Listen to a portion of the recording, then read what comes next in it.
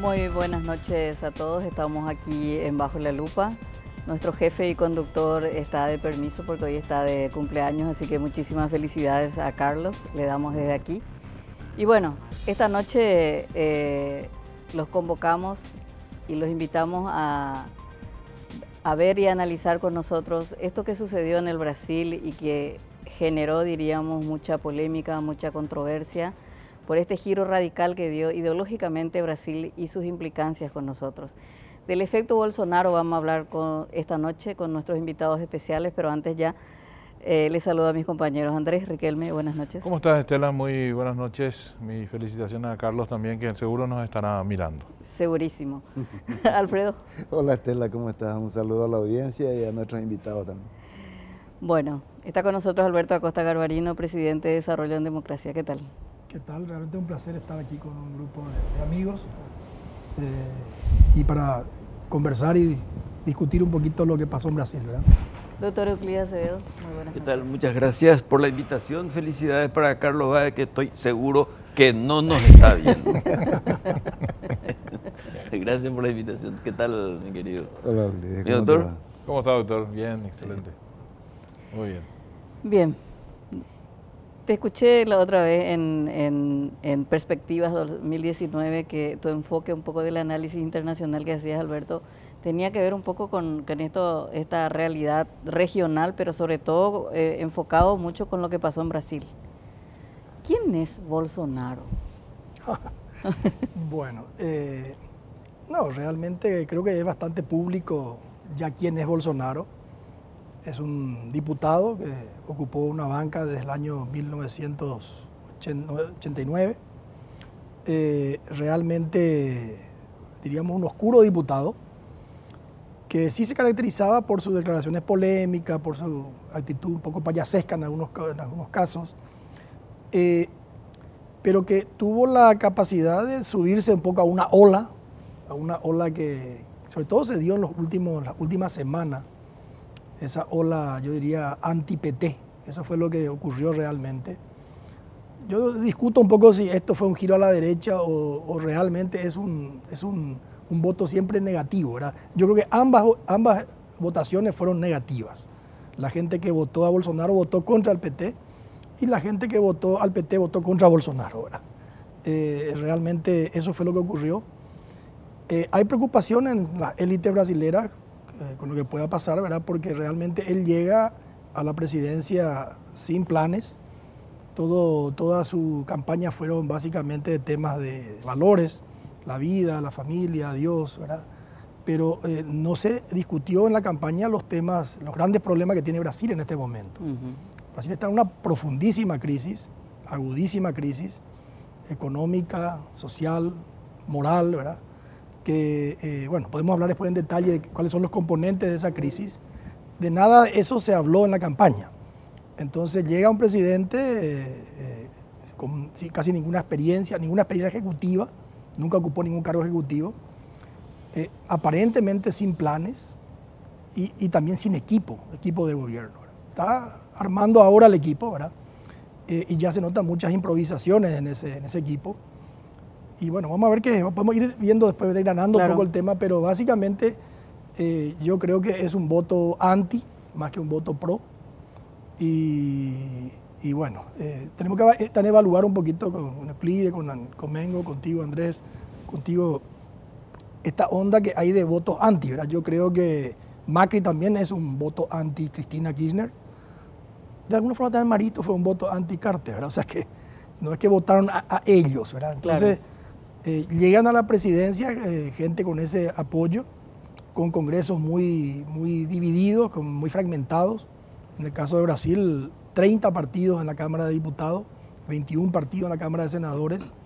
El partido de Bolsonaro tiene apenas el 9 y algo, menos del 10% de la Cámara de Diputados y tiene el 4 o 5 de la Cámara de Senadores. O sea que realmente prácticamente ingobernable así como está. Pero bueno, podemos ir hablando más en profundidad después de los temas. Doctor Acevedo, ¿para usted quién es Bolsonaro?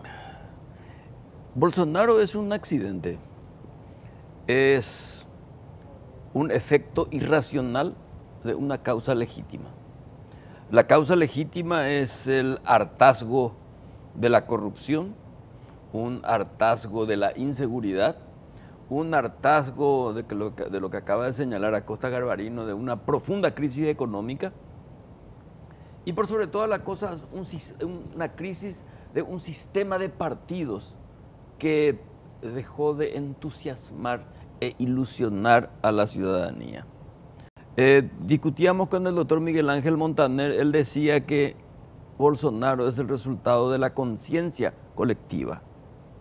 Y yo le decía a mi profesor y amigo Miguel Ángel Montaner, ¿y 45 millones de votos que tuvo Haddad no forma parte de la conciencia colectiva? Coincido con Acosta Garbarino de que los 45 millones de Haddad no eran pro Haddad, sino anti-Bolsonaro, el ENAO. Y los que votaron a Bolsonaro votaron en contra del PT y la obscenidad de su corrupción en la gestión gubernamental. Ahora, hacer un pronóstico de lo que va a pasar con el gobierno Bolsonaro es una irresponsabilidad. Podemos hacer conjeturas en base a que no tiene un equipo formado, no tiene una formulación estratégica en el campo económico. Me gustaría saber, Pablo Guedes va a ser su ministro de Economía. No sé quién va a ser su canciller. No sé quién va a ser su ministro de Defensa. Que para nosotros va a ser muy importante saberlo. En la Cancillería paraguaya hay una mesa Brasil. Espero que estén trabajando intensamente. Y ojalá tenga ahí un agente de inteligencia. Porque la embajada brasileña estoy seguro que sus agentes están operando vertiginosamente.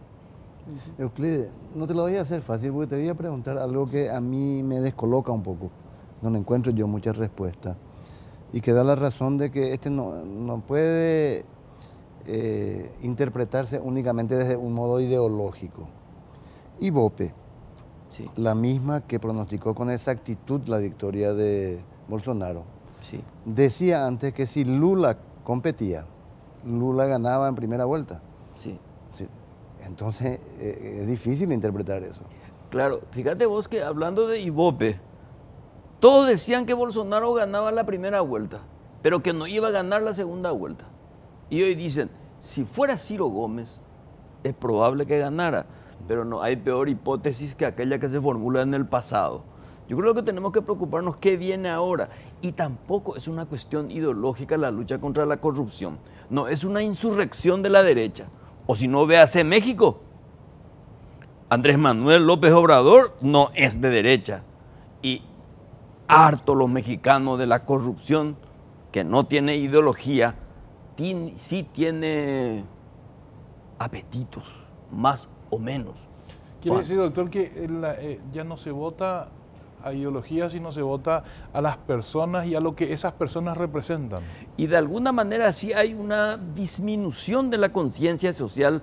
¿Por qué? Porque las propuestas no convencen. Convencen, como dijo él, valores que han sido abandonados. Y a mí me preocupó mucho las declaraciones del expresidente del Banco Central paraguayo, que dijo que veía con cierto agrado la política económica y que iba a ser parecido a Pinochet. No, por parte de la economía defiende intereses, pero una política deshumanizada, fría, contable, por lo menos yo no estoy de acuerdo. O sea, la política también tiene una connotación humana y de valores que no podemos despreciar, porque de lo contrario vamos a convertir en un cuaderno contable los estados y eso no es ni es posible sostener racionalmente. Alberto, yo por razones sí, familiares viajé mucho en estos últimos meses al Brasil, ¿verdad? Y creo que un elemento para mí más importante que la corrupción, que también la corrupción existía, ¿verdad? Fue el tema de la inseguridad. Realmente Brasil está viviendo hoy Hay una cifra alarmante. Hay cifras alarmantes, ¿verdad? Sí. Brasil es uno de los países más inseguros del mundo en este momento. Hay varias formas de medir la inseguridad, pero la más dura, Euclides conoce bien, es homicidio por cada 100.000 habitantes, porque los otros tipos de delitos no se registran, hay subregistración, robo. se puede maquillar. No se puede maquillar, eso es lo duro, no se puede negar eso. El mundo tiene en promedio, Latinoamérica tiene 21 homicidios por cada 100.000 habitantes, el ¿Cuál? promedio de América Latina. América Latina. El Brasil El Brasil tiene más de 30.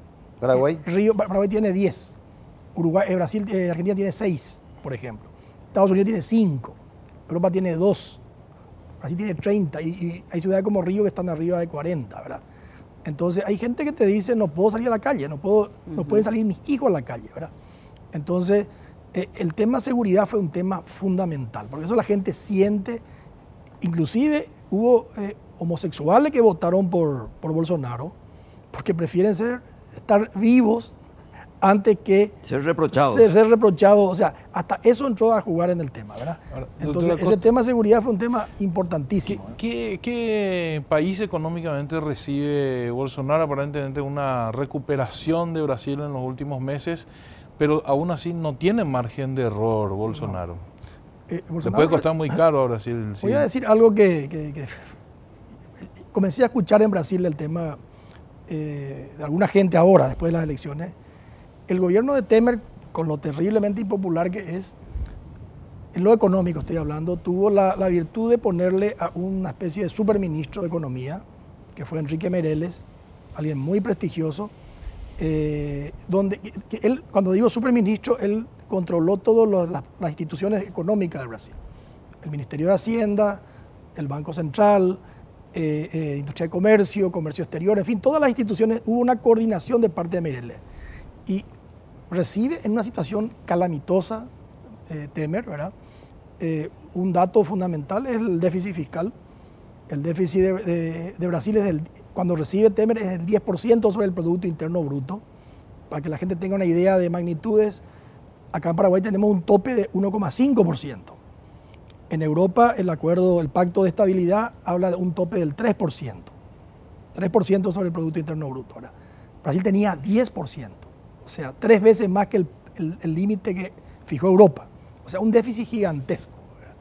Ese déficit se financia con deuda. La deuda brasilera, la deuda pública fue creciendo año a año. Eso está en un tema que de paso hago un mensaje a la gente, ¿verdad? Acá se habla mucho de la deuda de Paraguay, la emisión de bonos. La deuda es consecuencia del déficit. O sea, el problema es el déficit. Porque hay déficit, hay que recurrir a la deuda. Entonces, la deuda brasilera, de vuelta, tomando los parámetros, Paraguay tiene una deuda del 20 y poco % sobre su PIB. Europa pone como tope 60% sobre el PIB en su pacto de estabilidad y Brasil tiene 84% sobre su PIB. O sea, una deuda enorme. De esa deuda, casi el 40% es el fondo previsional. El problema de Brasil tiene un sistema previsional el más generoso del mundo, que no tiene límite de edad, solamente tiene años de aporte.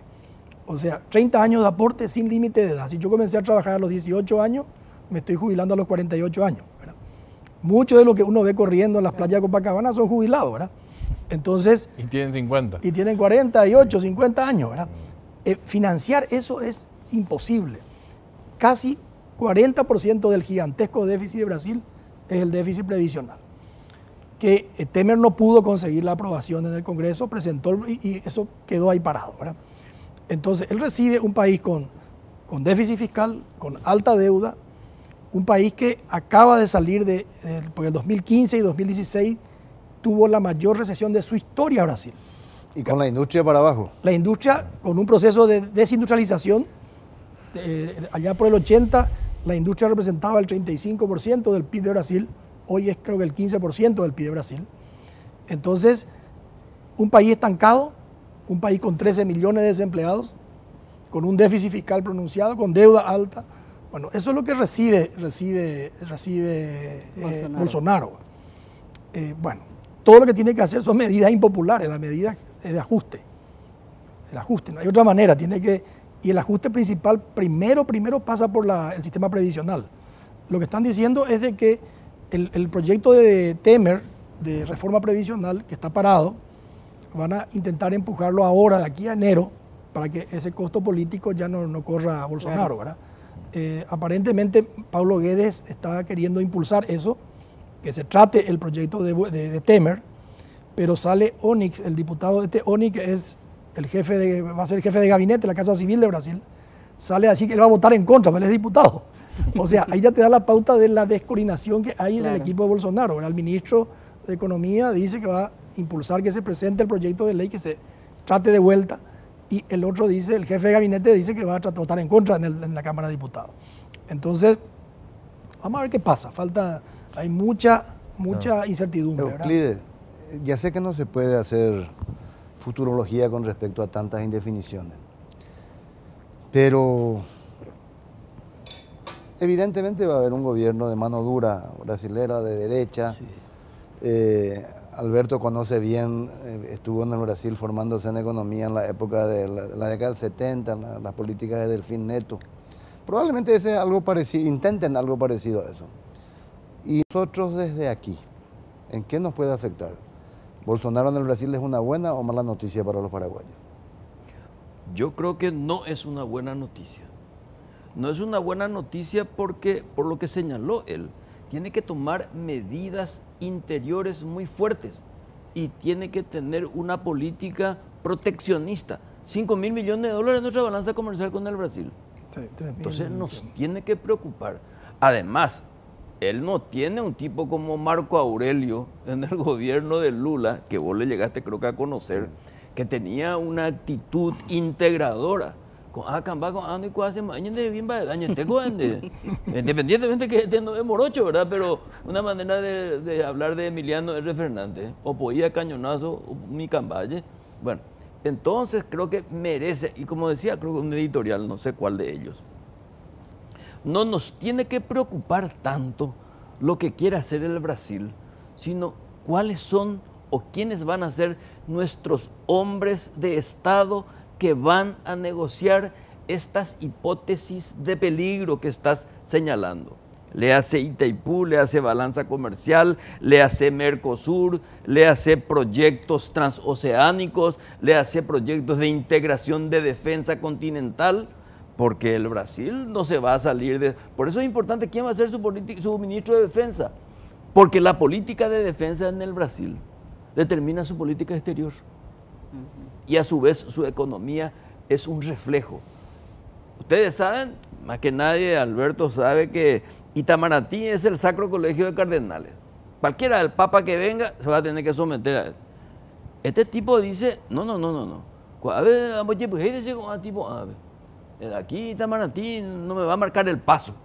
O sea, como capitán, dice que él va a marcar el paso. Además tiene esa influencia religiosa que a mí me quebranta, que no tiene nada que ver la religión con la fe, son dos cosas distintas.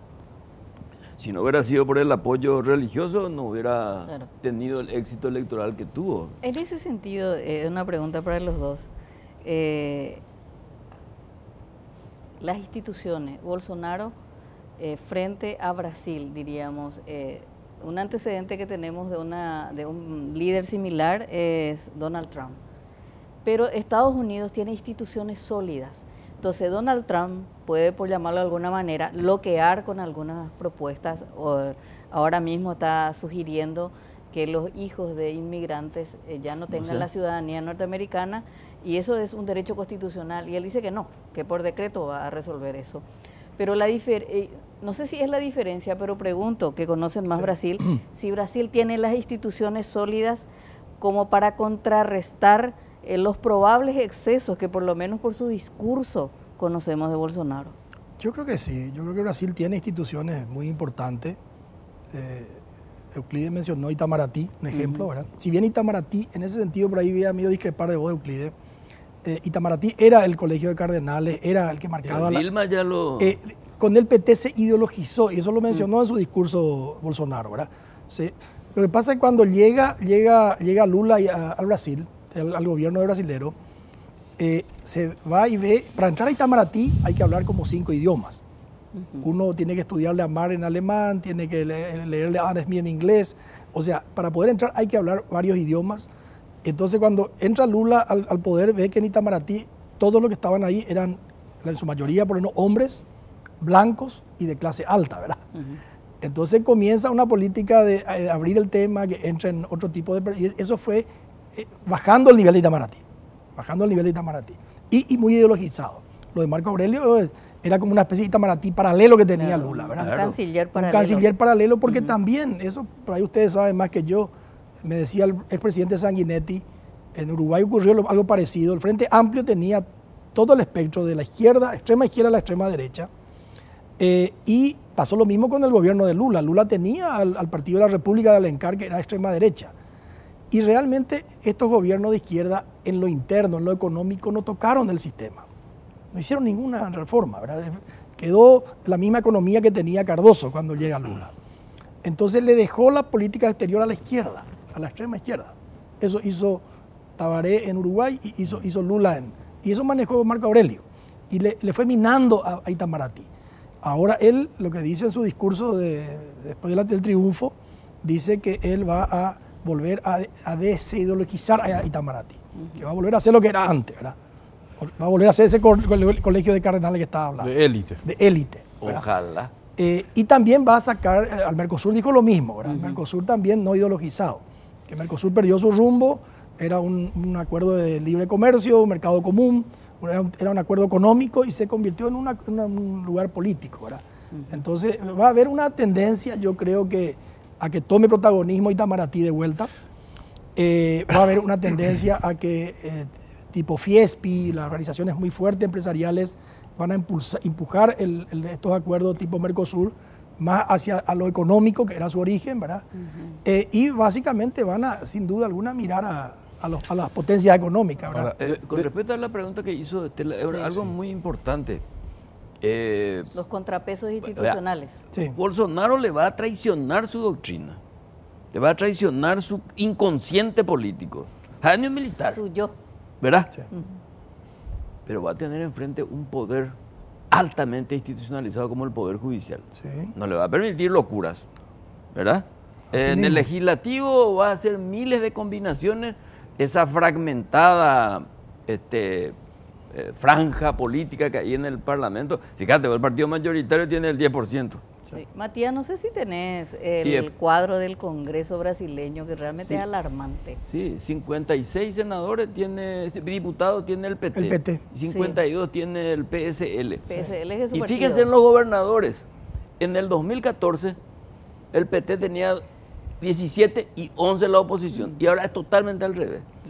17 tiene Bolsonaro, por decirlo así. Ahora, hay una bancada, eso es lo que es la duda que hay una bancada, se llama triple B, la bancada B, 3B larga, diríamos, que es la bancada que le destituyó a Dilma, que es la bancada que, diríamos, le podría dar soporte a Bolsonaro, que es la bancada, la B larga primera es de Güey, la bancada ruralista del Güey, por eso la B larga es de Güey, la segunda B larga es de La Bala, es la bancada del sector de seguridad, armamentista. Los duros. Y los duros, y el tercer sector es la Biblia, ¿verdad? Los evangélicos, los religiosos. Voy para la Biblia. Entonces la BBB es aparentemente con los tres sectores que están en todos los partidos políticos. Transversales. Es transversal. Algunos inclusive están en 2 bancadas o en 3 bancadas, Claro, ¿verdad? claro. Son de la Biblia, son ruralistas y también son de armamentistas, Sí. ¿verdad? Ese grupo tiene casi 370 diputados de los 535 que tiene Ahora, Brasil. probablemente la preocupación más legítima que debe tener Paraguay con respecto a Bolsonaro es con el tema de la seguridad, porque él puso mucho énfasis en el tema de devolverle a Brasil la seguridad. Y devolverle a Brasil la seguridad implica combatir al crimen organizado. Hablamos de narcotráfico, de mafia, etcétera, etcétera. PCC, Comando Vermelho. Claro, cuando esos grupos sean replegados, ¿cuál es el terreno más fértil para que ellos se trasladen? Paraguay. Claro. Entonces, ahí nace una interrogante. ¿Somos capaces de prevenir ya desde ahora ese tipo de cosas? Tratar de hacerle el seguimiento a esos grupos para evitar que males mayores vengan en el futuro. Esa es una pregunta muy profunda que le voy a pedir que respondan después de este corte, pero Aquella antes. interna, aquella Estamos al aire. elección contra Yoyito. Volvimos. Si no, fuera. Bien, estamos de vuelta acá con Alberto Acosta Garbarino, presidente de Desarrollo en Democracia, el doctor Euclides Acevedo. Así que, bueno, en tu presentación, Alberto, vos hablabas de la crisis moral, económica e incertidumbre política en el Brasil. Y Andrés acaba de hacer una pregunta antes del del corte sobre la inseguridad y las implicancias, ¿verdad, Andrés, que puede tener la mano dura en Brasil? Claro, la transferencia de todos esos grupos organizados a nuestro suelo, a nuestro territorio. Bueno, yo creo que Euclide conoce más que yo esa parte realmente, pero yo creo que ya están viniendo para acá, están ya acá, ¿verdad? No es que están viniendo. Es un tema realmente preocupante. Paraguay se ha convertido hoy en día en además de productor de marihuana principalmente, también es el tráfico de la cocaína, ¿verdad? Estamos en el punto justo porque Bolivia es el mayor productor del mundo de pasta base y Brasil, que es un producto previo a la cocaína, diríamos, a la pasta, al polvo blanco. Bolivia es el mayor productor y Brasil es el mayor consumidor del mundo de pasta base. Y Paraguay es el camino de tránsito, ¿verdad? Como me decía alguien que no puedo repetir su nombre, además de la corrupción, somos muy baratos, por poca plata se puede comprar acá a todo el mundo. Entonces, es el lugar ideal para pasar, ¿verdad? Entonces, hoy somos el canal, ya somos hoy, ¿verdad? Y es preocupante, realmente es muy preocupante. Yo creo que en ese sentido, como está muy interconectado todo ese tráfico, un endurecimiento de parte de Bolsonaro puede ayudar a que ese tráfico se vaya, porque la gente que viene acá va a venir para hacer ese negocio, no para el mercado interno paraguayo. Claro. Entonces, yo creo que va a complicarnos. Yo escribí un artículo sobre el tema, veo que va a complicar sobre todo la triple frontera, donde además de ese tráfico también hay un tráfico legal, comercial, que se va a ver afectado por una presencia muy fuerte de seguridad de Brasil ahí, ¿verdad? O sea, yo creo en ese sentido que puede ser positivo desde el punto de vista de seguridad, pero puede tener su implicancia desde el punto de vista económico, haciendo más complicado aún ese... Sobre todo si no nos preparamos. Si no nos preparamos. Desde Alberto, ya. vos escribiste recientemente una columna en que globalmente decías que la victoria de Bolsonaro colocaría al Brasil en la ruta de la globalización, decías, al nacionalismo, del libre mercado a más proteccionismo y de respeto al derecho internacional, a la ley del más fuerte. Sí. Es decir, por donde yo miro, eso nos afecta. Sí, no, nacionalismo excesivo no nos conviene a la hora de tener que renegociar Itaipú, que está acá a la puerta de la esquina, o sea, metros de distancia. El tema del proteccionismo con todos nuestros negocios de frontera puede verse muy perjudicado eso. La maquila que nosotros les hacemos. Y finalmente la cuestión del Mercosur. Si ellos van a priorizar acuerdos bilaterales, Paraguay como país chico siempre sale perdiendo en esas negociaciones que no nos incluyen, como lo hacía el Mercosur. Yo creo que, repito siempre una frase que le escuché al senador Abreu de Uruguay. Él decía que los países chicos tienen que saber jugar de chico.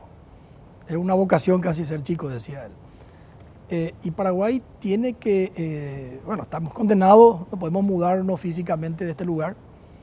El desarrollo de Paraguay sí o sí pasa únicamente, indefectiblemente por una integración productiva con Brasil. Tenemos muchas ventajas nosotros, los costos aquí de producir acá, costo de energía, costo en la parte impositiva, en la parte laboral, muchas ventajas que se puede integrar con Brasil. Una partecita se va a integrar con Brasil. Pero yo creo que el primer paso que tenemos que entender, Alfredo, es que Brasil es un país federal, un país complejo. El presidente es una parte de él. Es más, él dijo que va a retroceder el poder federal, menos Brasilia y más Brasil. Va a descentralizar muchas cosas a los estados, eso lo dijo por lo menos, ¿verdad? Entonces, Paraguay tiene que sí o sí tener lobby muy fuerte en Brasilia, en San Paulo, en Paraná, en Mato Grosso. Siempre yo repito una frase que me contaron que dijo que fue gobernador de Paraná, de Mato Grosso, cerca de OPT. Una vez había un grupo de paraguayos ahí con él y le dijo, usted tiene que saber que para entrar a Brasil hay que pasar primero por Mato Grosso, le decía. O sea, pero es la realidad. Una ley estadual puede parar el tráfico comercial de Paraguay, ¿verdad? Entonces nosotros tenemos que dejar de quejarnos del gigante que está ahí. No es ir a Brasilia a hablar con el presidente, no hay que tener Claro. El lobby que vea qué cosas están saliendo en los parlamentos estaduales, hasta municipales en algunos casos, que pueden afectar nuestra Paraguay, ¿verdad? Y tener gente que haga lobby ahí, que defienda los intereses de Paraguay.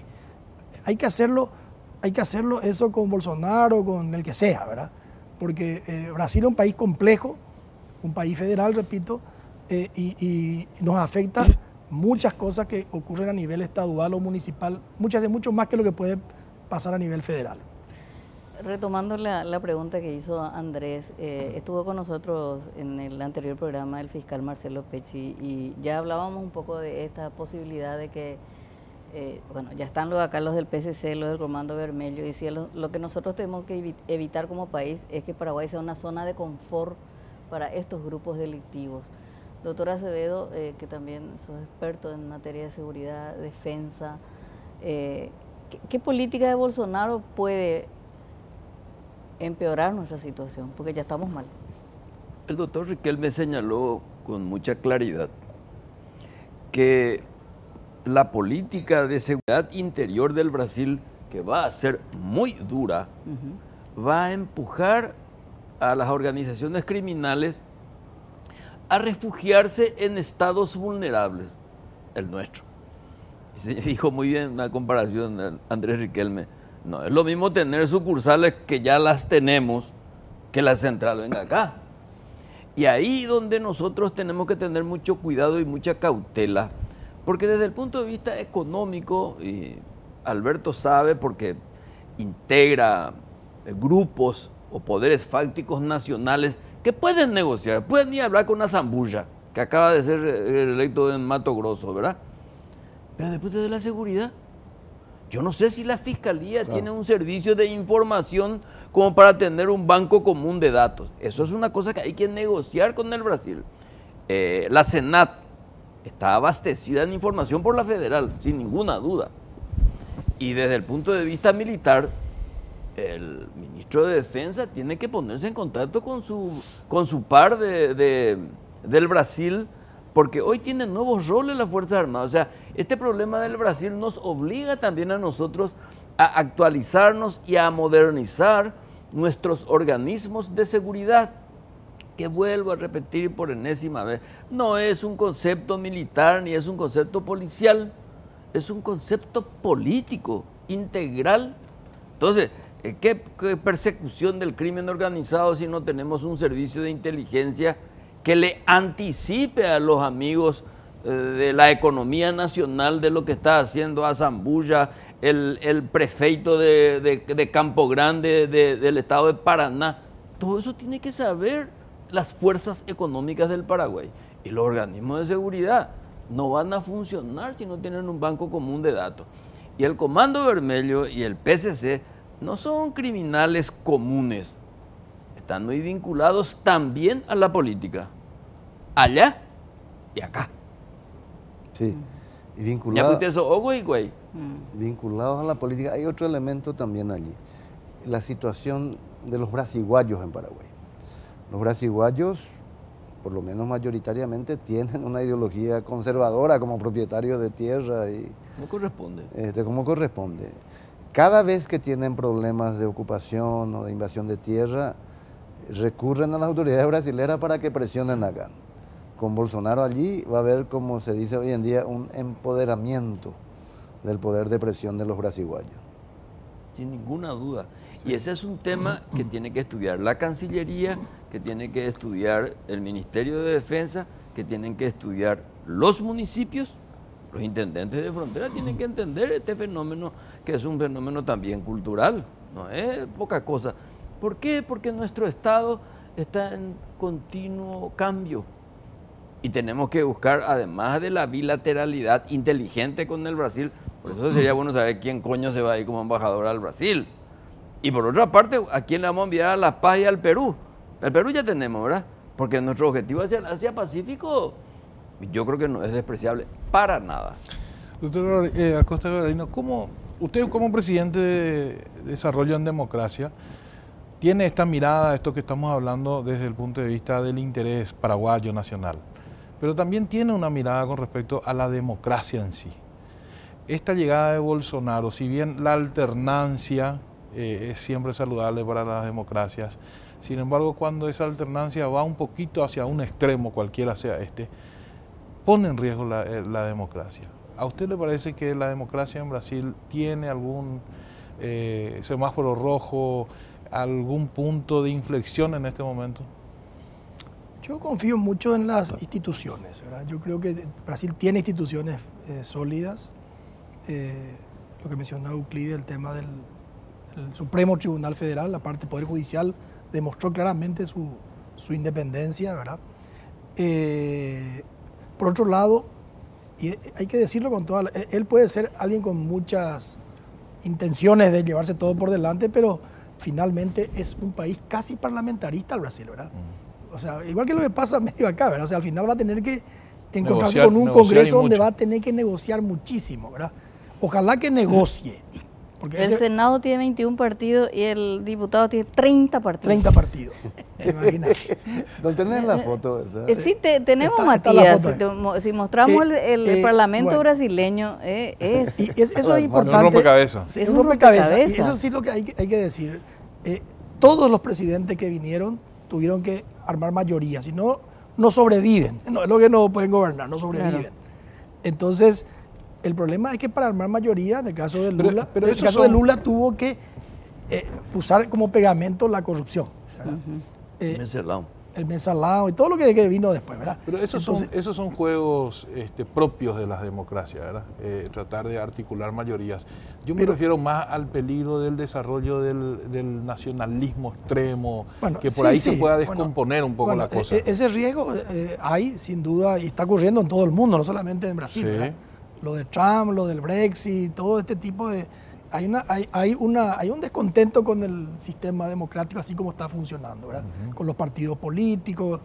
Y la respuesta es con esta gente que es outsider, si bien Bolsonaro no es un outsider, porque fue diputado por casi 30 años, ¿verdad? Sí. Pero él encarnó un poco ese descontento, ¿verdad?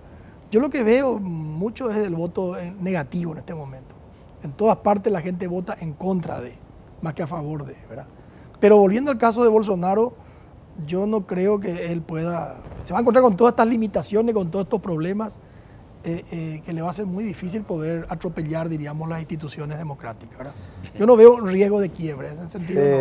No. Yo no creo que estés muy preocupado, con el debilitamiento subsiguiente del Mercosur. Bolsonaro dijo que no le va a dar importancia. A mí me encantaría que se aproveche eso para eliminar el Parlasur también. Por ejemplo. Ojalá. No, me estoy riendo nomás de lo que cuando vino Collor de Mello durante el gobierno del general Rodríguez. Y se estaba iniciando, ¿verdad? Y se reía y me dijo el general Rodríguez, decía al costado, me dijo, o sea, lo que me estaba diciendo, no sabe con qué se va a encontrar. Y Bolsonaro va a tener muchos problemas de estreñimiento político, seguro por todo lo que señalaste vos.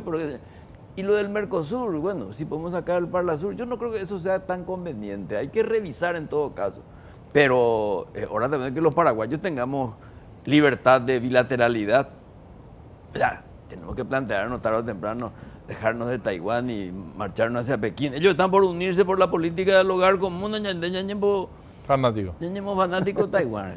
Hay un negocio para pero hay negocio, Catulán. Para el país no es negocio. Espera, un momentito. Negocio para los gobernantes. Claro. Para 100 millones de dólares para el Paraguay es cero. Nada no se hace. Los chinos te hacen 6.000 millones y te pueden electrificar esos trenes a toda puta que pueden irse de Asunción a Encarnación a Asunción Ciudad del Este. Los próximos 10 años que tú ya puedes ver. Total, podemos exportar papel higiénico, con cacá. Bueno, estamos cerrando este bloque con Alberto Acosta y con Euclides. Y de mi parte, por lo menos, una última pregunta. ¿Existe un riesgo en Paraguay de un Bolsonaro, aunque nosotros nunca salimos tanto del autoritarismo, ¿verdad? Nuestro autoritarismo moderado sigue, pero alguien así con esas características es probable o no?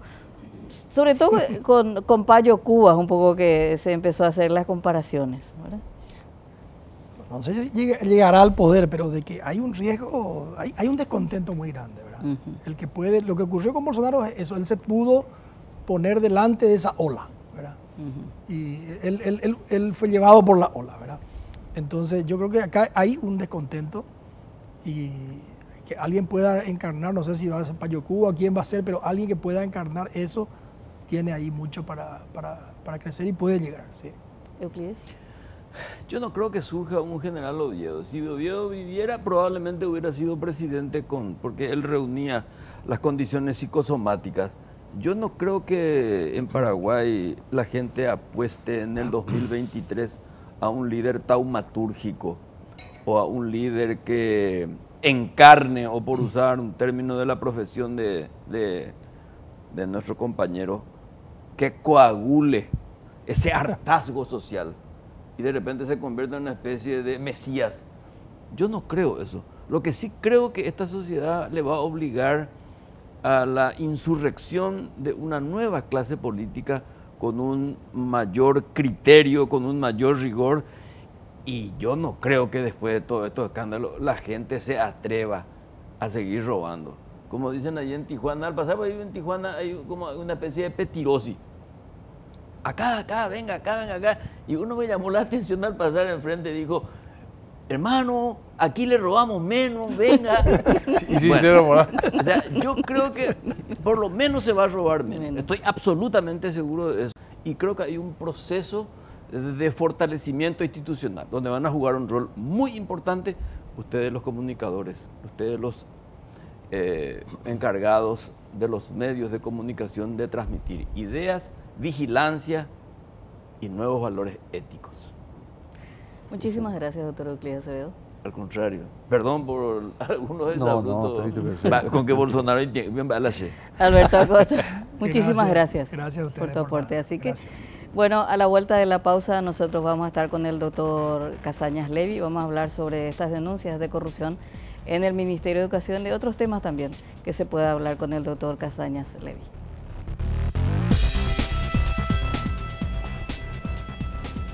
Bueno, estamos en el segundo bloque de nuestro programa Bajo la Lupa. Esperemos que Carlos siga brindando. ¿No me estará viendo? Segurísimo. Doctor Casañas Levy, ¿qué tal? Muy buenas noches, gracias por la invitación. ¿Cómo se llama tu oficina? Dirección de Transparencia y Anticorrupción. Anticorrupción. Ese es el nombre de la dirección. Es una dirección de nivel en el ministerio. Y en un principio las noticias que estamos teniendo es de los rubros, la malversación de rubros, por llamarlo de alguna manera, pero abarca más, ¿verdad? Sí. Abarca todo. Claro. Sí, todo lo que sean actos de corrupción que están mencionados en la ley 977 y también en la 2535, que son leyes sancionadas por el Congreso, que se refieren a convenciones anticorrupción de la OEA y de las Naciones Unidas. Y ahí se mencionan incluso los actos que se consideran de corrupción, y es una multiplicidad bastante importante, ¿verdad? La verdad que la situación en el Ministerio de Educación es de mucha gravedad. Esa es la realidad a nivel de corrupción, ¿verdad? Y es una pena. Hoy hablé largo rato con el ministro y definitivamente tenemos que llegar a la conclusión que si nosotros no hacemos este trabajo de intentar combatir actos de corrupción, es imposible que la educación mejore, porque los recursos económicos se van en esos actos. Les voy a leer una resolución. Hay varios equipos de trabajo en el ministerio sobre el tema corrupción, no somos solamente nosotros, hay otros equipos que también están trabajando. Esta resolución, por ejemplo, dice: fulano de tal se le nombra en el cargo de profesor área especial turno mañana, Colegio Nacional República de Colombia, Asunción, ¿verdad? Otro también, Colegio Nacional, y le dan 5 o 6 rubros a cada uno. Hay más de 200 casos, como este, que uno dice, pero es una resolución normal, con un pequeño detalle: no tienen matrícula de educador. En muchísimos casos, ni siquiera cumplen funciones de educador. Entonces, se viola la ley del estatuto docente. El artículo 2 dice claramente: para ser educador yo tengo que tener título habilitante y matrícula. porque es la única forma que el ministerio garantice que es alguien que puede enseñar. Pero desde noviembre, y ese es el trabajo que se hizo y se está terminando ahora, hasta agosto, noviembre 2017, agosto 2018, se hicieron nombramientos interinos a gente que no tiene matrícula y de las cuales la gran mayoría no tiene función docente y están nombrados así como estas personas en el colegio tal, en la escuela tal. ¿Y en carácter de qué entonces están nombrados si no son docentes? Y ¿Administrativos? solamente el 40%, y eso es también lo trágico de esta situación, solamente el 40% de estas personas tienen carpetas o expedientes en el ministerio. Del resto no se sabe nada. Pero cobran. Claro, está la resolución e incluso la resolución de los ministros anteriores dice, según dictamen de la Dirección de Talento Humano, no existe ningún dictamen, no hay fotocopia de cédula de identidad, la persona no está en el colegio, ¿verdad? Entonces, si nosotros no entendemos ese problema, jamás vamos a entender por qué no avanzamos en educación. ¿Cuánto significa en dinero eso, doctor? Fácilmente teniendo solamente en promedio de sueldo mínimo, Sí. son 600 millones al mes, fácilmente. De los que se detectaron de noviembre de 2017 a agosto. Entonces, tenemos el otro lado. 10 meses, $1 millón de dólares, 6 mil millones de dólares. Imagínense lo que eso significa para gente que no tiene techo, que no tiene aula, que no tiene silla, ¿verdad? Y quiero agregar el otro lado de la moneda, porque acá se mintió durante mucho tiempo poniendo en la página concurse para tal cargo, concurse para tal otro. Un porcentaje altísimo de denuncias tenemos nosotros cotidianamente de personas que dicen, pero si yo concursé y yo gané el concurso, ¿por qué yo no tengo lugar donde enseñar? ¿Por qué yo estoy enseñando? Hoy me decía el ministro, hay una señora que le llamó, hace 10 meses que está enseñando, ganadora de concurso, y no le pagan. ¿Por qué no le pagan? Porque no hay rubro. Entonces la pregunta es, ¿y por qué llamaste a concurso? ¿Por qué llamaste a concurso? Entonces era una propaganda.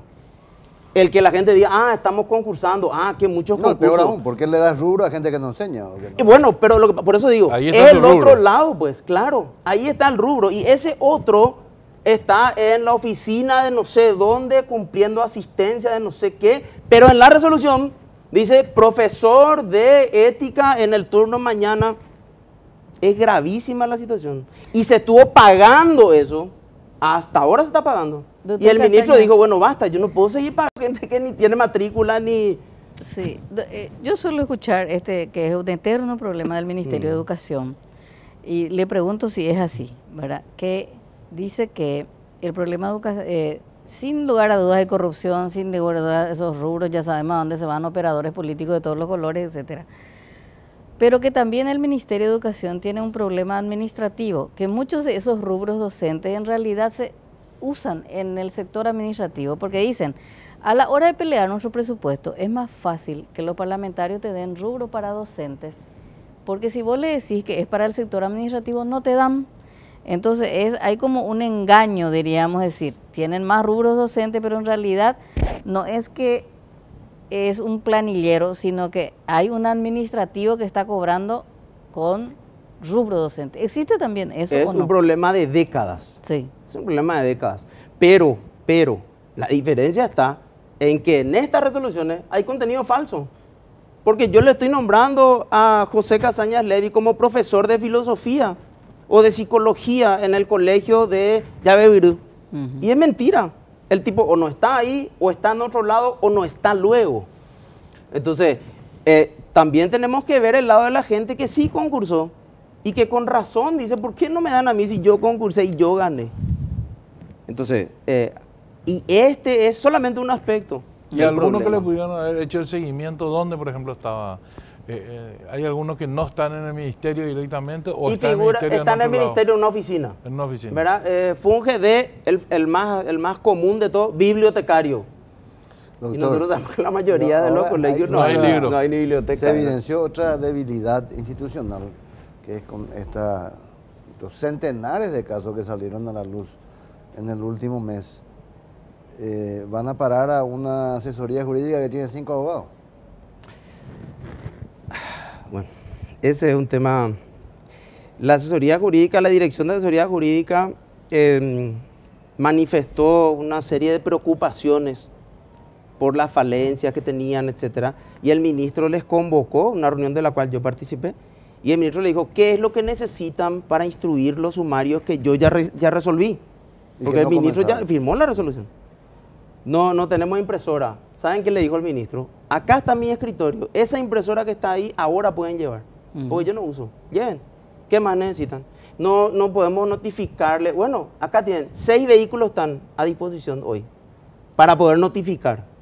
Es decir, se trató de darle todas las opciones y es cierto que hay precariedad, pero en toda la administración pública es así. Entonces, si yo no voy a poder cumplir mi función, pues, Pero eso suena más a excusa que... Bueno, pero ellos se enojan porque se le dice eso. ¿Qué ¿verdad? sospechan ustedes? ¿Que hay una componenda, hay No, una cuestión Andrés, política? si me perdonas, más que sospecha, Sí. tuvieron visitas de seccionaleros filmando, atropellando las oficinas y amenazando directamente a algunos de ellos. Sí, no, es una situación que de alguna manera, y el ministro les dijo también eso, ¿verdad? Nosotros entendemos que durante mucho tiempo estuvieron abandonados, no se les prestó asistencia, pero hoy nosotros le damos toda la asistencia y le damos el apoyo también para que se sientan tranquilos. Esta gente ya estaba. Sí, ya está. ¿Quién es el que está a cargo de la dirección? La directora general jurídica es la doctora Edith Caballero. Edith Caballero Cáceres. Exacto. Ella fue nombrada por el ministro Riera, creo que está comisionada del Consejo de la Magistratura y está como directora general, ¿verdad? Pero lo que resulta obvio es que era un ritmo que ellos... Entonces nuestra preocupación es, como yo le decía al ministro, si ellos tienen dificultades para iniciar los 84 sumarios que ya tienen resolución ministerial, ¿cómo nosotros le vamos a dar 290 casos además? O sea, Claro. ¿Cómo hacemos para que esto funcione? A ver, para entender nomás, la excusa del departamento jurídico, ¿qué es lo que tanto tienen que hacer? Bueno, yo realmente, Estela, trato de no herir susceptibilidades porque ellos se molestan a veces conmigo, porque es cierto, yo digamos que fui un poco vehemente con ellos cuando le dije, señores, ustedes tienen que imprimir un AI de instrucción de sumario que tiene 2 páginas. Le falta impresora, vamos a darle impresora. Le falta ujier, le vamos a dar ujier, ¿verdad? Y entonces, hoy me dijeron que ellos esta semana iban a completar 20 de 84. Entonces, yo no sé cómo nosotros vamos a... Es cierto que un problema del ministro no es mío, ¿verdad? Pero La ley de la función pública no dice que los sumarios pueden hacer también gente de otro repartición. y eso es lo que se está analizando. No, cuando son funcionarios con rubro administrativo, Sí. va a la función pública y ahí se sortea un juez Sí. sumariante. ¿Y estos son? Pero cuando son docentes, docentes. tiene que ser dentro de la institución por la ley. Pero también se revelan desde la Federación de Educadores del Paraguay. En estos días Silvio Piri, su presidente, hizo una serie de declaraciones contra usted. Sí.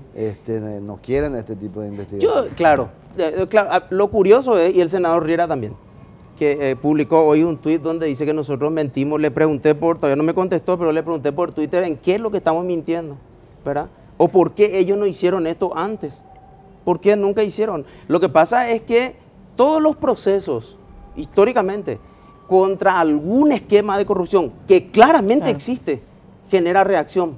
Y no es simpático tampoco, ni para el ministro ni para mí hacer lo que estamos haciendo, pero es nuestra tarea, tenemos que hacerlo. Y si hay alguna inquietud, entre comillas, pues pueden acercarse y decir, señores, esto no es así, es así. Más que inquietudes, lo que hay son intereses muy claros allí, corporativos. El mismo Silvio Piris en Encarnación, él tiene un sueldo de más de 7 millones como docente y no da clases. Y además gana casi 9 millones de guaraníes como presidente de la Junta Departamental. En realidad es un político de la ANR, pero sin embargo Sindicalista. es sindicalista. Ahora, doctor, cuando uno dibuja el mapa político de lo que puede pasar, uno dice, bueno, ustedes le están tocando a colorados. Un sector que estaba cómodo. Colorado. Digamos no, Colorado, no ¿verdad? necesariamente. Entonces, esta coordinadora de Colorados que el otro día estuvo en el ministerio, ¿qué tiene que hacer? Va a ir a hablar a la ANR, a decirle, allá Sí. nos están rompiendo la pelota y el gobierno es colorado. Ya lo Pero hicieron, ¿a de quién le hecho. va a hablar? Le va a hablar a Liana. No. Y a Liana de HC. Entonces, esa no es una semiprotección que tiene Marito como para que no le venga la presión del partido y dejarle hacer a PETA lo que tienen que hacer. Yo creo que es inevitable que haya presión y de hecho nosotros, como decía el doctor, ya la sentimos en carne propia porque fueron a patotear en la dirección Sí, de directamente. transparencia. Pero el, ¿verdad? el lobby a través del partido. Pero lo hicieron también. También. Entonces, yo quiero decir una cosa y no creo que haya ningún problema. Yo hablé con el presidente de la República y le dije, señor presidente, esta gente se comporta como barra brava. ¿Y cuál es el problema de que ellos traigan su descargo y se termine? ¿Cuál es el problema? Pacífica. ¿Verdad? Claro. Y el presidente de la República me dijo, hagan lo que tienen que hacer. El ministro tiene la instrucción, él tiene libertad para hacer dentro de la ley y punto, y nada más que eso. O sea, no es que nosotros vivimos en una burbuja y el presidente... Claro. No, el presidente de la República sabe perfectamente lo que se está haciendo y nadie quiere ninguna persecución. Porque persecución es cuando uno no tiene ningún fundamento. Pero si yo te estoy trayendo la resolución que me dice que José Casaña está en el Colegio Nacional de Luque y nunca estuvo ahí, no asiste a ningún aula y cobra todos los meses, entonces no es ninguna persecución. Entonces yo te estoy mostrando. Y si tu carpeta, vos que sos docente nombrado, no existe luego en el Ministerio de Educación, tiene que haber una nota solicitada por el coordinador, tiene que haber la fotocopia de la cédula, tiene que haber un contrato con ese educador interino, nada. Pero eso más que una cuestión administrativa ya roza lo... Sí, claro que es un delito. Claro, Una estafa. pero Se están apropiando de dinero que no tienen por qué tocar. Pero iban a accionar también ante el Ministerio Sí, Público. eso hoy se estaba terminando de filtrar los nombres y todo eso. Se volvió a verificar varias veces y vamos a convocarle a todas esas personas al ministerio para que traigan, de por ahí tienen su matrícula de educador, no sé, pero no está en ningún lado en el sistema. Ahora, ¿cómo hacen ustedes para comprobar? Porque este es un esquema en el que están involucrados las altas autoridades, los directores, las supervisoras, los Intendentes, colegios, el juntas. intendente, Es complicado. todo. Entonces, si ustedes llaman a tal colegio de Santa Rosa Misiones, de donde soy yo, digan, Estela Ruiz Díaz realmente enseña ahí. Y como yo trabajo con la directora en la campaña política, Sí. a lo mejor la directora va a decir, sí, Estela trabaja realmente acá. Sí, ella es profesora de matemáticas. Eso está cambiando. ¿Cómo ustedes comprueban realmente? Porque esta es una componenda institucional. En algunos casos es muy obvio, ¿verdad? En algunos casos es muy obvio y efectivamente funciona aparentemente con esquemas políticos, Ujú. ¿verdad? Y por eso decía yo, no solamente de un partido. Este es un tema Claro. instalado y que funciona la maquinaria independientemente de quién sea el que esté ahí. Pero está cambiando eso porque muchos directores ya no quieren involucrarse, ¿verdad? Y informan realmente, fulano de tal está en la biblioteca supuestamente, no está realmente enseñando psicología. Eso está empezando a cambiar, pero es una cuestión que lleva tiempo y que es una cuestión de prácticas. Y depende también de que ellos vean, hoy llegaron 8 en realidad indígenas de Boquerón al ministerio, llegaron ahí en la planta baja, doctor, ¿quién habla con usted? Me bajé, le recibí y nos decían, por fin podemos hacer la denuncia. Por fin podemos hacer. Ahí se pagó no sé cuánto para una escuela allá en una comunidad indígena, nunca se fue nadie, ni un ladrillo, nada. Y está todo pagado. O sea, ¿Quién pagó? no, y pagó el ministerio por obras que nunca se hicieron. Ajá. Y viene el propio afectado y te dice, nosotros somos de ahí, no tiene ninguna razón para mentir, ¿verdad? Y vos ya- te vas ya- ahí y no ya- está. Ya tuvo ocasión de revisar si realmente... Ahora se vamos a pagó. irnos porque vinieron hoy, ¿verdad? Ajá. No, el pago se hizo. Se hizo el pago. Claro. Hay 111, ese es el otro drama, ¿verdad? Construcciones. 111 casos. Imagínense desde cuándo. 2010. Que se está pagando, se renueva, se paga otra vez y no avanza. Y entonces la pregunta es, ¿cómo del 2010 hasta ahora se está Y la pagando? fiscalización y todo. Exactamente. Ese es el otro gran esquema. Hay gente que ha cobrado $500,000 por fiscalización. ¿Eh? $500,000. ¿Quién es ese? Y es un tema que es un tema bastante pesado que se va a dar a conocer en breve, ¿verdad? Qué bárbaro. Y ahora quiere cobrar 96,000 otra vez. Pero por fiscalizaciones de construcciones como esta, fantasma, Claro, o por construcciones que se claro, hicieron. No, Claro, por hora que no existen, 111, algunos abandonaron, otros más o menos terminaron. Pero esto excede largamente lo administrativo, Es un esto es drama. penal. Claro que es penal, claro, categórico que es.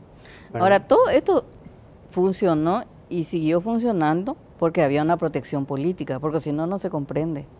Lo que pasa es que yo siempre digo, y lamento que algunos exministros se enojen, ¿verdad?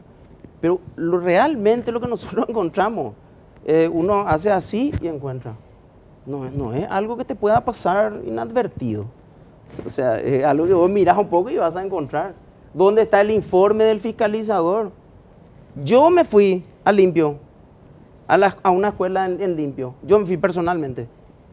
Feroz cartel, licitación de tal obra. Uno mira, ¿verdad? Y son 3 palos de madera puestos en ladrillo que se están por caer. Y la pobre prójima, la directora, súper humilde, haciendo un esfuerzo sobrehumano, ¿verdad? Y lamentándose que nunca aparecieron y que se borraron. Eso es real. ¿Y de cuándo, por ejemplo, es esa obra? Esa obra de 2016. 2016. O sea que, a ver, puedo retrotraerme para más atrás, pero vamos. ¿Pero hasta dónde? No sé. Los casos que yo te dije son Pero, 2010. Bueno, 2010, digamos, por lo menos, todo el mandato de La Fuente y el de Riera ¿Qué es lo grave de eso, pasó Andrés? sin que les moleste para nada. Bueno, y esta eso es lo que yo no hojarasca de entiendo. corrupción. Eso es lo que yo no entiendo. Lo preocupante de eso, Andrés, fíjense, 2010. Y le voy a dar un dato a los defensores, lo que van a ser denunciados seguramente, ¿verdad? Pero no importa. Puede estar 2010. prescrito. Claro. Puede estar prescrito. Claro. 5 años la prescripción. A no ser que hayan seguido cobrando posteriormente. Sí, eso sí, Y eso entonces entraría, te ¿verdad? puede llevar la Pero una prescripción más gran adelante. parte quedaría fuera. Claro. Qué bárbaro. Es realmente. Terrible. Ahora, antes del corte, Sí. por chismoso nomás le quiero preguntar. Qué raro. ¿Qué pasó con el rubro del monseñor ese que alguien se estaba embolsando? ¿Se aclaró? Sí, está claro. Está totalmente aclarado. ¿Quién, Absolutamente. ¿Quién cobraba? Bueno, ese es un caso que cuando el ministro tomó conocimiento, me pidió que indague dónde estaba el expediente. Y el expediente realmente no existía. Habían papeles y constancias que se presentaron. Hace un par de días entregaron un informe sobre el tema y la situación fue así. El monseñor y otro religioso eran docentes, nombrados. En un momento dado, el monseñor renuncia porque tenía que asumir un El lugar. vicariato. Exactamente. Sí, el Chaco. Entonces él renuncia y le entrega al director. Y ese trámite no se hace en el ministerio. Pero lastimosamente, la parte es que la tarjeta de cobro también él había entregado desde el principio a lo que ellos le llaman el ecónomo. Y el ecónomo tenía todas las tarjetas aparentemente de los religiosos y cobraba y a partir de ahí hacían la distribución. Y esa tarjeta se quedó ahí. Entonces, cuando se detecta la situación, el monseñor se presenta al ministerio y dice, nosotros vamos a devolver. Y en el caso de él se devolvió más o menos 131 millones, en el caso de otro religioso cerca de 35 millones. Pero esa ya es una investigación del 2016, Sí, ¿verdad? sí. Ya es anterior a Sí, la... pero a nunca ustedes. hubo ningún expediente. Y entonces, cuando se le consultó a la gente de asesoría por qué no hubo ningún expediente, ellos indicaron que al haber devuelto, ellos interpretaron que no ameritaba. Pero, como yo les expliqué a ellos, realmente no es así, porque el cobro de indebido no tiene nada que ver con la devolución del dinero. Y además, ese es un tema que tiene que resolver el Ministerio Público o un juez, no internamente. Y bueno, es algo que veremos. Hay otro caso bastante más grave ¿La que plata ese. entró realmente al MEC otra vez o...? Y bueno, ese es el otro tema. Se deposita en la cuenta del Tesoro Público, pero eso no vuelve generalmente directamente al MEC. Hay otro caso que el ministro me autorizó que mencione, de una congregación también religiosa muy grave, que ellos están pidiendo audiencia con el ministro para presentar todos los elementos, de donde también estamos hablando de muchísima gente que estuvo percibiendo el salario y bueno, y tiene que devolverlo porque no... El proceso aparentemente interno de ellos no coincide con el proceso del ministerio. Pero ¿verdad? si devuelven es porque hubo un cobro indebido, Y sí, ¿verdad? y sí. Bueno, vamos a nuestro último corte de la noche y retornamos ya en la última parte con el doctor Casañas Levy. Bien, retornamos en Bajo la Lupa ya en la última parte de nuestro programa de esta noche, doctor Casañas Levy. Ya nos dijo que tiene el apoyo total del presidente de la República, porque este es un tema muy difícil, porque el Ministerio de Educación, como el Ministerio de Salud, probablemente sea el ministerio más politizado. Uno O de sea, ellos, sí. el Ministerio de Educación, o sos operador político o no sos ni docente, ni supervisor, ni director de un colegio. No va a ser fácil la tarea de romper este esquema, no solamente de corrupción, sino de protección que hay en todos los niveles. No es fácil, claro que no es fácil. Y el ministro lleva la tarea más pesada, ¿verdad? Porque es un secretario del Ejecutivo y tiene que afrontar directamente con varios sectores políticos que están molestos o que no les gusta o que están inquietos. Y la verdad que es una tarea complicada, pero él sabía que iba a ser así y como les dijo la otra vez a los señores de la asesoría jurídica, el rumor ese de que yo me voy a ir en diciembre, borren de su cabeza, porque no me voy a ir, ¿verdad? Porque a mí me puso el presidente acá y me pidió el presidente, por eso vine, no porque yo le pedí al presidente que me ponga acá. Entonces olvídense de eso, porque ese tipo de rumores están todo el tiempo, ¿verdad? Por ahí. Pero bueno, y coincide en los dos ministerios donde no están dos personas vinculadas directamente al partido. Lo de Mazzoleni también Ahora, en el Ministerio de que Mazzoleni Salud. haga también una dirección especial. Que tenga un Casañas Levy. Ahí no va a necesitar. Debería tener, porque hay un decreto del Poder Ejecutivo que crea la Secretaría Nacional Anticorrupción y que establece que todas las dependencias tienen que tener una dirección, pero no de nombre. Ahí no le van a bastar quizás tenga, abogados. lo único que no tiene la espalda como para... Pero debería tener. Entrar a hacer Debería tener rastrillaje, por lo ¿no? siguiente, que hablábamos en la pausa. Yo creo que va a tener la contra de los sindicatos, de los que están cobrando sin trabajar, de políticos que meten a sus operadores. Pero hay un apoyo silencioso, que ya lo vimos por la experiencia de los hechos recientes. Hay una sociedad que aplaude este tipo de actitudes contra la corrupción y la impunidad.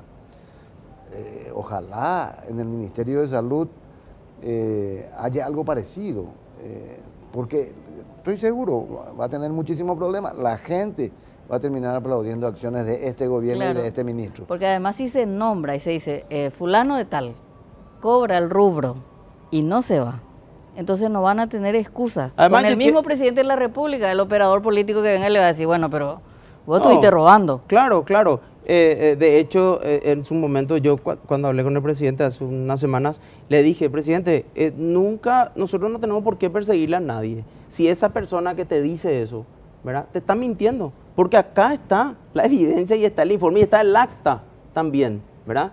Entonces, y quiero decir una cosa, esta gestión que nosotros estamos empezando y que estamos intentando hacer, no la podríamos hacer si no tuviésemos el apoyo de la gente de administración, la gente de talento, la gente del gabinete y por supuesto del ministro. O sea, acá hay mucha gente que está poniendo realmente el hombro y eso hay que destacar porque, como te decía, está empezando a cambiar esa mentalidad. No todo lo que hay es malo, hay mucha gente que quiere aportar. ¿No doctor, y con razón, a tu asesoría jurídica del Ministerio de Educación? No, porque yo te tengo van a poner criterios palo a la diferentes. rueda, se van a hacer ñemotaú y con esa gente no vas a avanzar.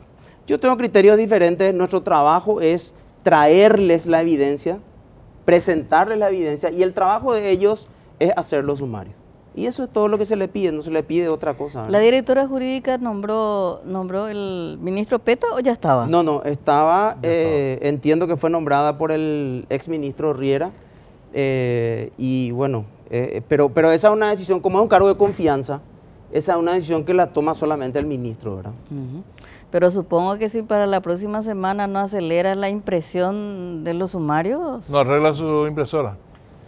Sí, para la próxima nosotros no solamente tenemos los 84 casos que ya tienen resolución ministerial, tenemos 300 que estamos analizando, pero como decía, no sé cómo vamos a hacer para poder... Claro, si no llegan a los sumarios, todo lo que ustedes hacen cae también, ¿verdad? Borraja, ese es otro problema. Y si los sumarios no terminan en los dichosos 60 días, no pasa nada tampoco. Claro. ¿Y hubo docente, entre comillas, que se presentó y dijo, bueno, la verdad que yo no trabajo y quiero arreglar mi situación. Sí, tenemos un acta y todo. ¿Sí? De una persona que hacía un año que estaba cobrando por un rubro, nos constituimos en la ciudad, ¿verdad? Apenas se pudo llegar a la escuela y le hicimos llamar. Y vino y dijo, sí, es cierto, yo realmente, y mañana me voy a ir al ministerio a devolver todo lo que cobré durante un año. Pero no puede depender de la voluntad. O de que la gente diga, fulana de tal cobra. Pues nos damos abasto, obviamente, Claro. ¿verdad? Para recorrer todo el país. Pero esa es una realidad. En Casapá, en Guairá, en una cantidad de lugares, ¿verdad? Es dramática la situación, pero bueno, hay que también encontrarle la vuelta para hacer algo que sea eficiente más allá de quien esté. Tiene que funcionar algún sistema de control que mejore lo que tenemos hoy, ¿verdad? Eso también es importante, doctor, porque ustedes pueden detectar los casos específicos, pero el sistema, el esquema a seguir tal cual. Entonces tiene que haber alguien en otra dependencia que esté pensando totalmente en hacer eso más funcional, más moderno, más sometido a la transparencia, así al mismo control. Así mismo exactamente, no hay sistemas de control en el ministerio para el tema de qué función cumple quién, ¿verdad? Y la gente a veces dice, ¿y por qué no ponen reloj biométrico? Sí, pero nosotros estamos hablando de Boquerón, estamos hablando de Alto Paraguay, estamos hablando, o sea, Claro. no toda la realidad del país es tan sencilla, ¿verdad? Hace algunos programas lo tuvimos aquí al ministro de Salud, el doctor Mazzoleni, que se sentía como atosigado por los 1000 problemas cotidianos que le golpeaban de todos lados, y que nos reconocía que había tenido muy poco tiempo de pensar en las megapolíticas de salud, porque la cotidianidad, lo exprimía demasiado. Y la última vez que hablamos, doctor, yo le hacía esa pregunta. Bueno, pues nos estamos quedando en lo cotidiano de la corrupción, cuando la gente espera un cambio de rumbo, un macro cambio de rumbo de la educación paraguaya, y usted me contestó, sí, bueno, pero si no arreglamos esto, imposible. No hay imposible un cambio. Es imposible, corrupción es igual a falta de recursos es igual a imposibilidad de llevar adelante programas, es una fórmula pero si no vicioso. arreglas tu Es un círculo impresora, vicioso. no vamos a poder combatir la corrupción. No, lógico, no. Hay cosas que no. Una Aparte tragicomedia. de la voluntad ética que se necesita. Y hoy estuvimos en un taller de ética dentro del ministerio y la relatora decía eso. Si nosotros no logramos la transformación del concepto de la importancia de sentirse servidor de calidad del usuario, no vamos a poder transformar el ministerio, ¿verdad? Y la percepción que se tiene es muy negativa. Pero esa percepción se cambia solamente con actos concretos, ¿verdad? Con una arrolladora vocación ética. Sí, pero hay que hacerlo. No hay otra forma de transformar conductas que son conductas que a veces incluso se asumen que así nomás luego es, ¿verdad? Yo le mando nomás a mi reemplazante y no tiene de repente conciencia de que eso es así. También hay que decir que en muchísimos casos, por ejemplo, presidente Franco, acá en Fernando de la Mora, donde hubo de repente toma de colegio, nos constituimos con el viceministerio, con los abogados, revisamos las cosas, tratamos de corregir algunas cosas, ellos después ya toman totalmente otra actitud y se empieza a corregir y la gente empieza a tener más control. Eso es posible, no es algo totalmente imposible, pero aparentemente estuvieron abandonados por muchos años y el sistema solamente se concentraba en cuestiones de a quién le doy tal rubro o a quién le doy tanto o cuánto, ¿verdad? Ya. Bien, doctor Casañas Levy, mucha suerte en tu tarea titánica. Sí, quiero agradecer a toda la gente que nos ayuda. Hay choferes, hay gente, abogados que estuvieron hace unos días, por ejemplo, en San Pedro, se fueron a un centro educativo de mayores donde las planillas son totalmente falsas. Y salió el hijo... O sea, aparte de docentes MAU, tenemos alumnos MAU. Salió el hijo de la directora a empujarle y a gritarle y a amenazarle que le iban a matar si no se iban. Y llegaron los alumnos que figuraban en la planilla y dijeron, nosotros nunca fuimos alumnos acá. Esta persona nos pidió nuestra fotocopia de cédula, imagínense la miserabilidad. Nos pidió la fotocopia de cédula para traernos semilla de chía. y para meternos en Tecoporá, y aparecen después en una lista de alumnos y la señora presenta eso sin ningún problema para cobrar su salario. O sea, los niveles de corrupción son en todos lados y con la gente más necesitada y menos protegida. Pero esa gente tuvo la valentía de decir, yo soy agricultor, yo le di mi... Cédula. Y tenemos acta de eso. No es que decimos nomás. ¿Y dónde es ese ¿Verdad? colegio? En San Pedro. ¿Y quién es la Es un directora? centro educativo, ya se hizo la denuncia. ¿Verdad? Ya se hizo la denuncia y son cosas que uno... Y la señora le dice a mis pobres, no hay que decir pobre por nadie, a mis funcionarios que estaban expuestos en el frente de batalla, le dice, acá ya vino luego Casañas Levy. Y yo voy a hablar ahora con fulano, con el diputado fulano de tal, y van a ver ahora a ustedes qué les pasa. Así directamente, está todo grabado.